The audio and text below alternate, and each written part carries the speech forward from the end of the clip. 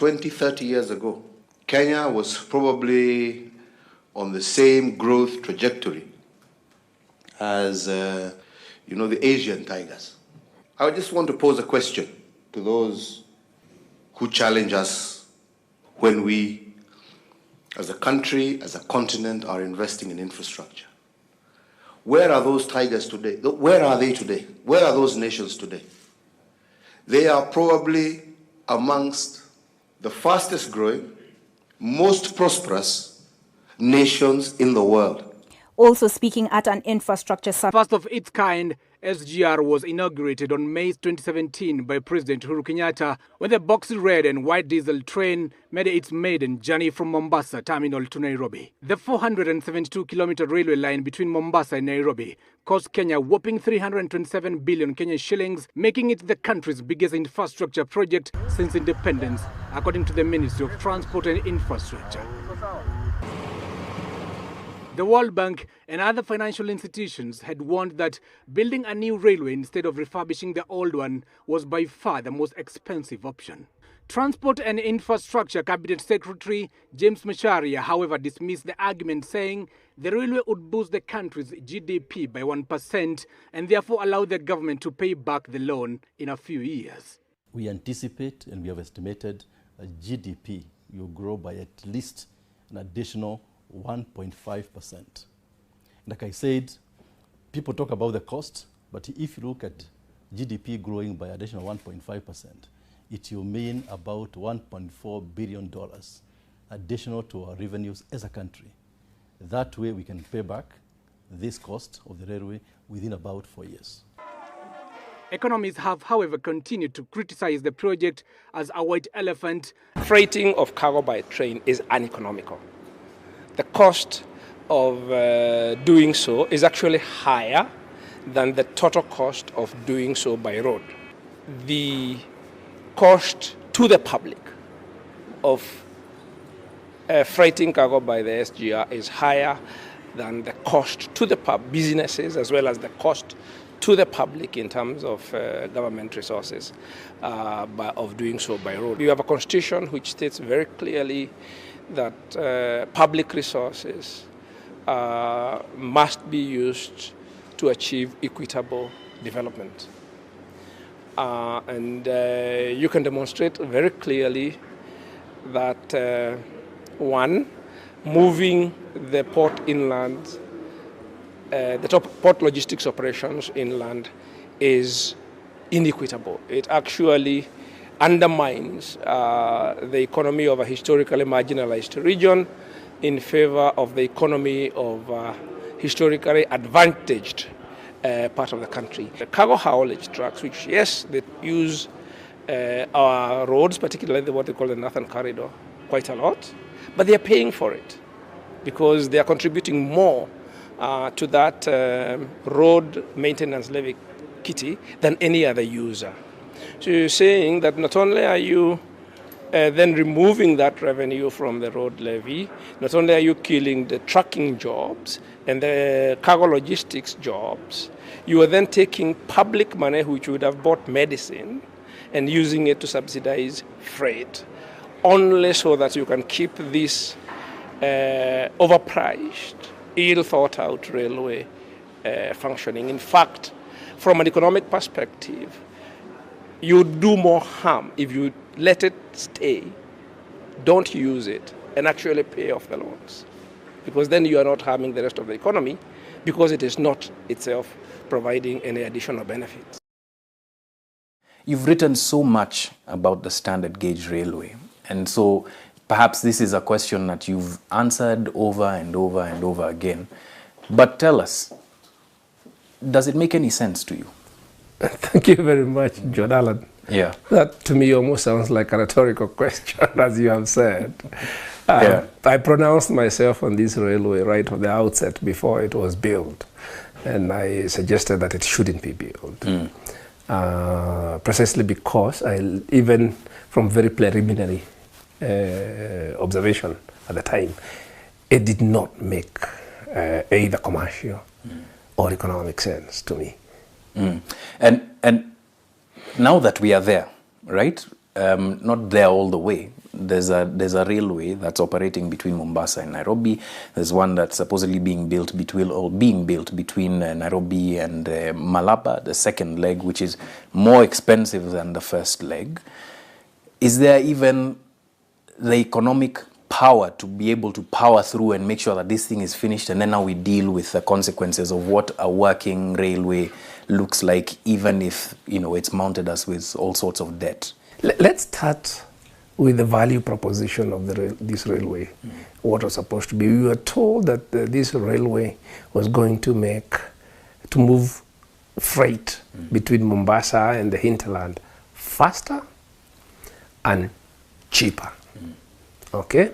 We were told that it was also going to have a lot more capacity so that it takes cargo freight off the road. Now that it is finished, it would be good to ask the question, has it delivered that? And the answer is no. We were told it would have a capacity. The word used then was design capacity. That it has a design capacity of 22 million tons. We now know that the installed capacity is 9 million tons, 8.7 something, based on the amount of rolling stock and the configuration of the track that has been built. Now, is it cheaper? No. If it was to service its debt, it would be to break even when it's servicing its debt. It would have to charge, in fact, much more, considerably more than what trucking charges. It is also more inefficient for shippers than trucking, because trucking moves your cargo from port to your premise, and it takes the container back to the port, to the shipping line in a seamless operation. Now, this train brings the container, the cargo, the freight to the inland port in Nairobi, and then you have to pick it from there, and then you have to pay to take the container back there. We appraise or we evaluate investment development projects on 4 criteria. 1 is financial, whether it will make money. 2, economic, whether its economic benefits will exceed its costs. 3, social. Social means whether it promotes equity most of the time, but there are other factors as well. And 4, most important actually, is environmental. Is it sustainable?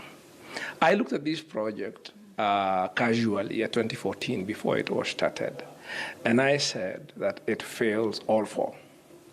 And it is being that we did not have all the parameters, but as more the parameters come out, it becomes more and more evident that that is the case. So let's start with financial. Right. These were sold as a commercially viable project. I said at the time, doing very quick back-of-the-envelope calculations, that for this project to pay its debts, it would need to run more than 50 trains a day, which of course you cannot do on a single track railway.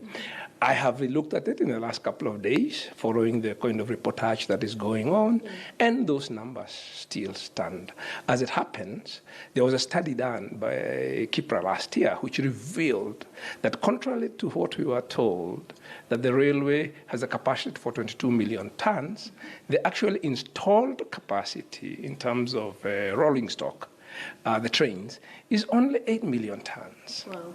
Okay? Now, 8 million tons, and it can only run 8 trains a day. That cannot even service its debt. So it is not a commercially viable project. As I wrote in 2014, it was already evident that the loans would be paid by the taxpayer, and that remains the case. Yeah. So when the government, because they're on record saying that by the end of this year, by December, the project will break even. In fact, the Deputy President saying that by 2020, when the loan repayment should begin, it will not be coming from the exchequer, that SGR will pay for itself. Does that add up? Let's be clear. The loan repayments interest on the debt started on day one. The way loans are structured, you can get grace period on the principal, but you pay interest. So we've been paying interest since 2014. Right.